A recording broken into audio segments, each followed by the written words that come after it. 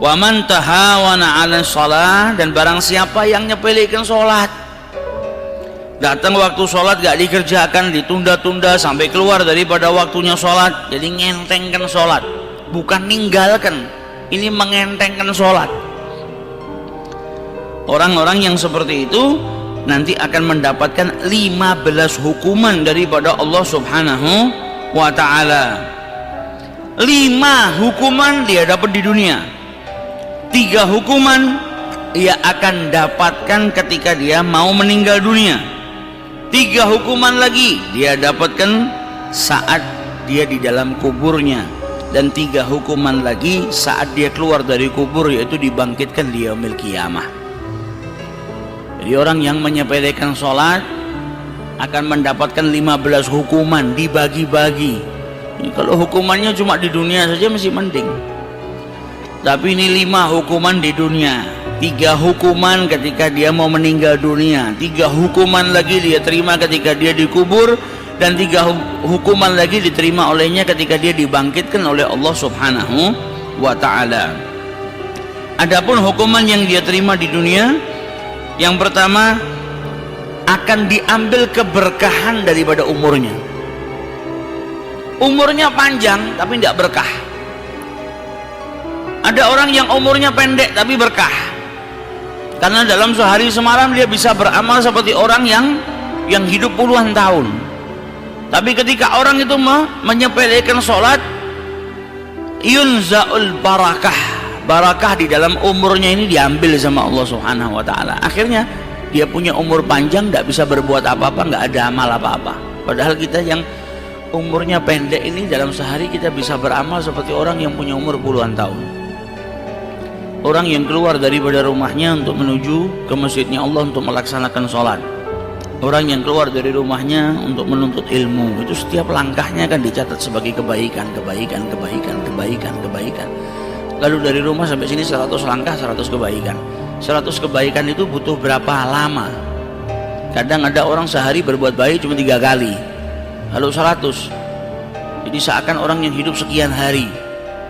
Belum lagi ada orang yang melaksanakan sholat sunnah, qabliyatul fajr khaira minad dunya wa ma fiha. Orang itu untuk mengumpulkan dunia jadi orang yang paling kaya butuh berapa puluh tahun. Sedangkan sholat qabliyatul fajr 2 rakaat lebih mulia daripada dunia dan seisinya. Berarti seperti dia hidup ratusan tahun. Karena mungkin orang 100 tahun hidup belum tentu bisa mengumpulkan dunia dan seisinya punya dia, tapi dengan 2 rakaat dia bisa dapatkan.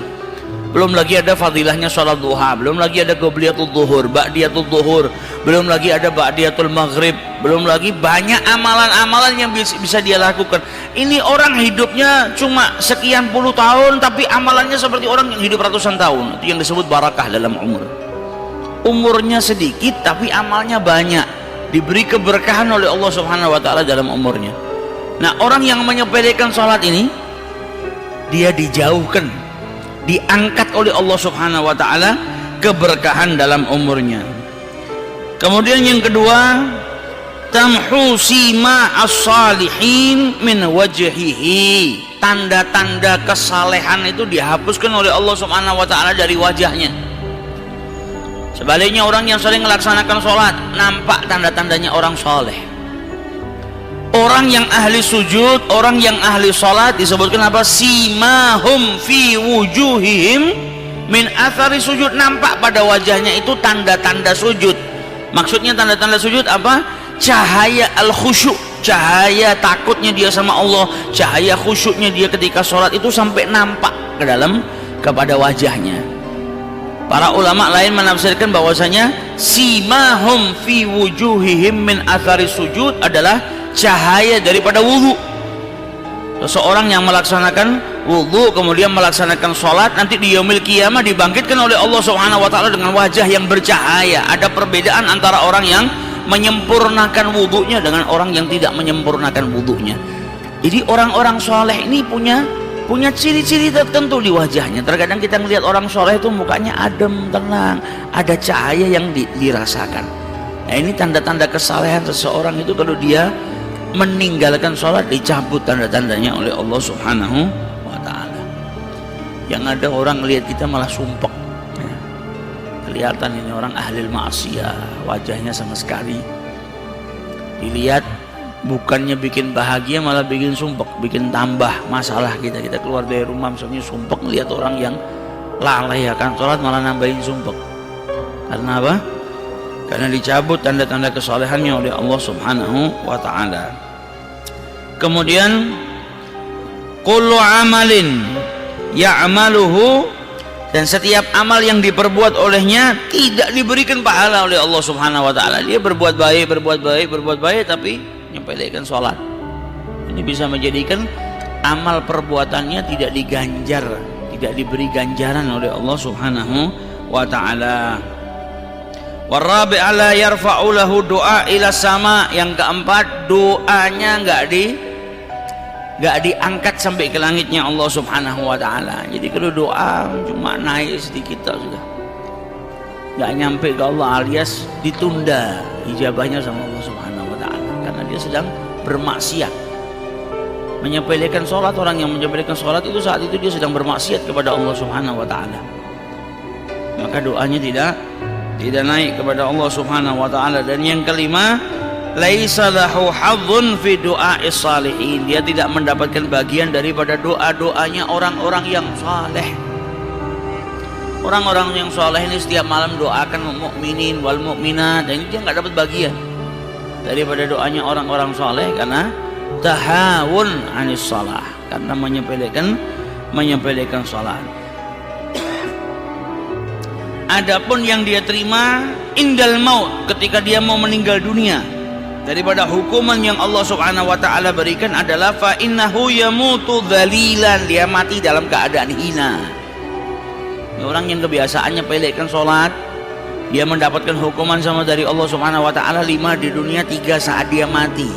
3 saat dia mati, yang pertama dia mati dalam keadaan hina, kemudian yang kedua dia mati dalam keadaan lapar, dan yang ketiga dia mati dalam keadaan haus, sampai dikatakan walau saqa biharid dunya, andai kata air yang ada di lautan itu semua dijadikan air minumnya, ma rawa min adshihi, maka dia tidak akan pernah merasa hilang kehausannya.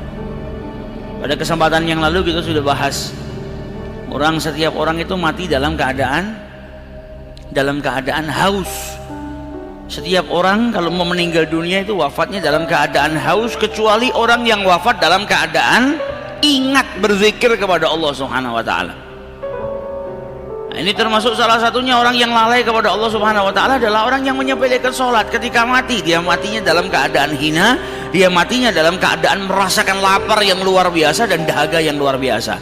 Dahaganya itu bukan dahaga seperti kita haus, kita minum air hilang dahaganya.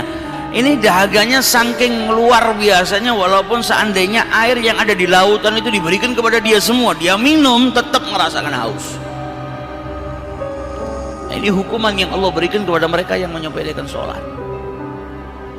Jadi jangan sampai kita menyepelekan, menganggap rendah atau menganggap gampang sholat, karena sholat itu imaduddin. Adapun hukuman yang kelak dia akan dapatkan di kuburan ketika dia sudah meninggal dunia adalah yadhiku alaihil gabar, kuburannya terasa sempit sehingga tulang-tulangnya itu remuk karena sempitnya kuburan tadi. Kemudian akan dinyalakan api di dalam kuburannya yang akan membakar dirinya baik di siang hari maupun di malam hari.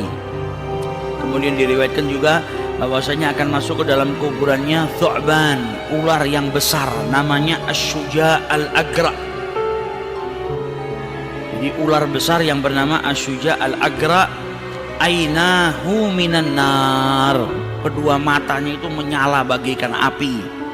Dan ularnya tadi punya kukunya terbuat dari besi yang panjang, setiap kukunya itu sepanjang perjalanan 1 hari. Jadi kuku yang sangat panjang. Kemudian ular besar yang bernama Asy-Syuja' al-Agra tadi berbicara kepada orang yang sudah wafat yang dikuburkan tadi, aku adalah Asy-Syuja' al-Agra, dan suaranya seperti petir yang menyambar. Dan dia berkata, aku diperintahkan oleh Tuhanku an adribaka, untuk memukulmu, karena engkau di saat hidup di dunia engkau menghilangkan solatmu. Menghilangkan di sini bukan berarti tidak mengerjakan, tapi apa? Datang waktu subuh kau tidak kerjakan sampai datang terbitnya matahari. Kemudian aku diperintahkan untuk memukulmu juga karena engkau meninggalkan sholat zuhur sampai datang waktunya asar.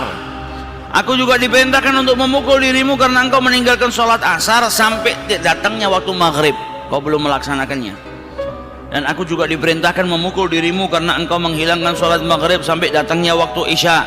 Dan aku diperintahkan untuk memukul dirimu karena engkau meninggalkan sholat isya sampai datangnya waktu fajar. Dan setiap pukulan yang dipukul oleh Syuja al-Agra tadi kepada manusia yang meninggalkan sholat tadi, menjadikannya dia sampai terhembus ke 70 dhira ke dalam bumi. Jadi dipukul itu dia sampai mendalam ke dalam bumi 70 dhira, saking dahsyatnya pukulan. Fala yazalu fil qabr mu'adzaban ila yaumil qiyamah, dan dia tetap dihukum mendapatkan azabnya kubur tadi siang dan malam sampai yaumil qiyamah. Wa'iyadzubillah. Ini hukuman bagi orang yang yatahawan anis shalah, nyepelekan sholat. Kemarin kita sudah kaji, nunda waktu sholat saja sampai keluar daripada waktunya datangkan hukuman Allah. Apalagi kalau sampai tinggalkan, akhirnya mendapatkan bala tadi yang disebutkan sama Al-Imam Al-Ghazali yang dijelaskan 15 hukuman yang sangat menakutkan bagi orang-orang yang menyepelekan sholat, meninggalkan sholat. Na'udzubillah min